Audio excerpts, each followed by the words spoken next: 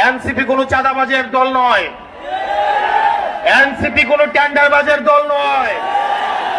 NCP উঠে এসেছে সংকট থেকে, সমস্যা সমাধান করে এনসিপি উঠে এসেছে, ফ্যাসিবাদের কবর রচনা করে এনসিপি উঠে এসেছে, আওয়ামী লীগের চ্যাপ্টার ক্লোজ করে এনসিপি উঠে এসেছে।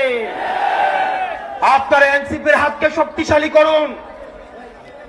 আমরা আপনাদেরকে প্রতিশ্রুতি দিচ্ছি, পরবর্তী বাংলাদেশে জনগণের বাংলাদেশ করার জন্য এতদিন পর্যন্ত আমাদের দেশটা হয়েছে ধনিক শ্রেণীর, আমাদের দেশটা হয়েছে বসুন্ধরার, আমাদের দেশটা হয়েছে প্রশাসনের, আমাদের দেশটা হয়েছে আর্মিদের, আমাদের দেশটা জনগণের হয়ে ওঠে নাই।